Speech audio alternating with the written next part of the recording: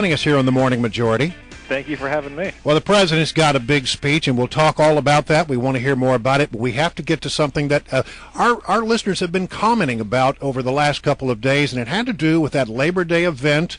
The president takes the stage, but a few minutes before he did that, Jimmy Hoffa Jr. was on the stage and said that he had an army ready to do the president's bidding and to... Let's take these son of a bitches out and give America back to America where we belong. Now, yesterday, Dan, there were many opportunities for the White House to say that was language that was over the top, to say that perhaps the rhetoric had gone too far.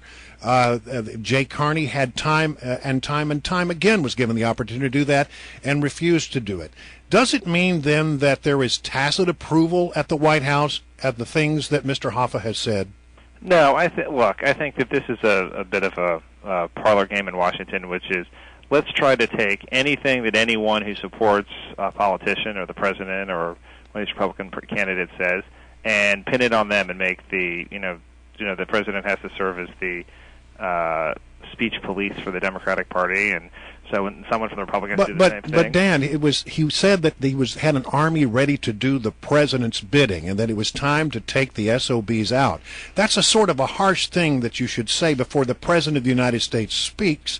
The president has called for, a greater and higher political discourse in this country. This doesn't seem to meet the standard. Well, look, that's a judgment for you guys to make. It's a judgment for others to make. I don't think what the president went there to talk about what he was going to do to create jobs and grow the economy. That's what he's going to do on Thursday night. And I can promise you that I would do nothing else with my day if it was only to serve as the person to approve or disapprove of what every person in the Democratic Party or who supports the president says. So I just have to ask you, do you think this is appropriate language in that event? Look, I wasn't at that event. I wasn't there. But you've heard it. You've heard the tape. Come on, you know all about it. What's that? You've heard it. You've listened to it. No doubt it's been out there. You know what was said. I'm asking you now in retrospect, was that appropriate language to be used at a presidential event? Look, I think playing the sort of gotcha game where you get the White House to... So you're not going to disavow these comments either? I am going... We are focused on what the president's saying, what the president wants to do, and and how we move forward, and we're not going to get caught in sort of distractions like this. Okay, so then we won't hear anybody from the White House then ask a Republican to take back a comment that somebody may make in the future if it may go possibly over the line.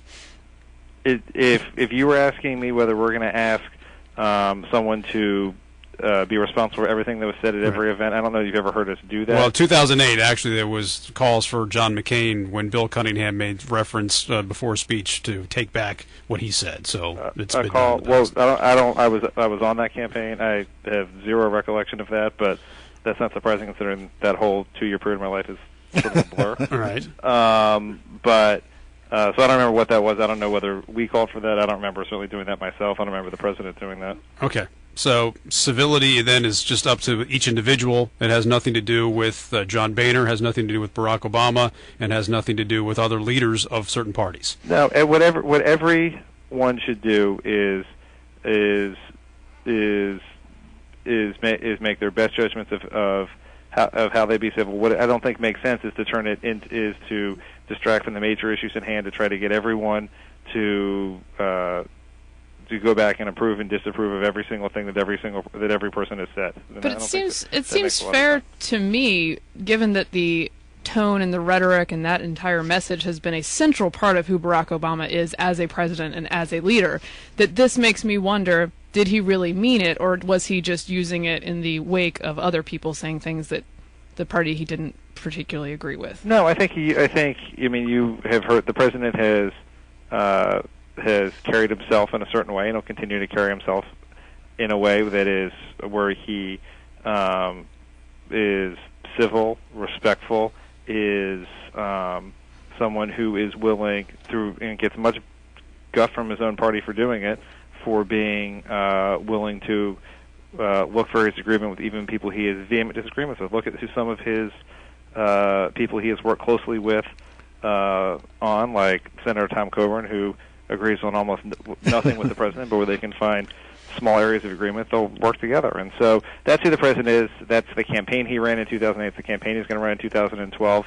What I don't think makes sense is to say, okay, is to then try to get off the major issues in hand by taking everything that anyone says at an event that the president attends as a guest, and ask the president to approve or disapprove.